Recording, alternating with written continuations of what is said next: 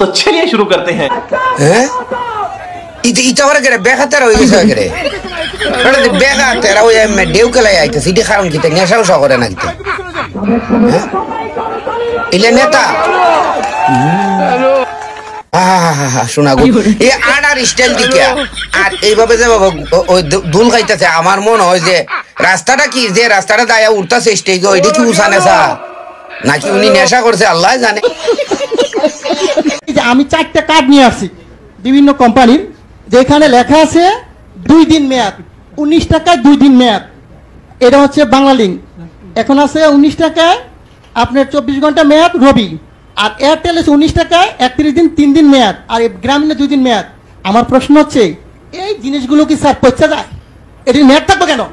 আমার প্রশ্ন হচ্ছে মানুষের টাকা আপনি মনে করেন আমরা যদি 20 কোটি লোক হই, যদি 20 টাকা করে ভরি আর একদিন সবাই কথা বললাম না, কত হাজার কোটি টাকা এই কোম্পানি নিয়ে যাচ্ছে, সিস্টেমের মাধ্যমে নিয়ে যাচ্ছে। এর আগে আমি বলেছিলাম, একটা নিউজে দেখাইছে 17 মিলিয়ন ভিউ হয়েছে।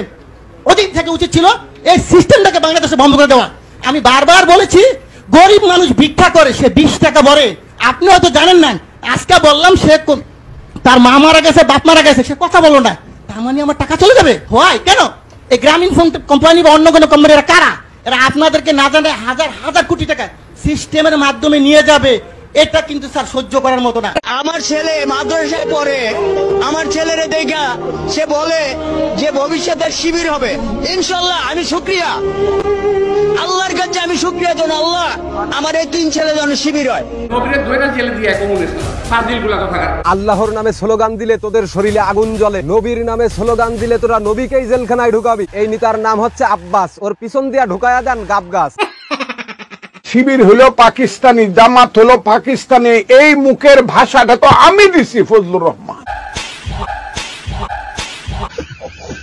আপনাদের মধ্যে কি 10,000-এর তালিকার মধ্যে এখনো দ্বিতীয় অবস্থানে আপনারা নাই? রাজাকারের তালিকায় না। আওয়ামী লীগ যে 10,000-এর তালিকা করেছে দ্বিতীয় অবস্থানে তো আপনারা ধরেন কেন? না কেন আওয়ামী লীগের তালিকা আপনি অস্বীকার করবেন কেন? তার দলে হচ্ছে 8,300 কতজন, আপনারা হলো রাজাকারের 200, আমরা 3700।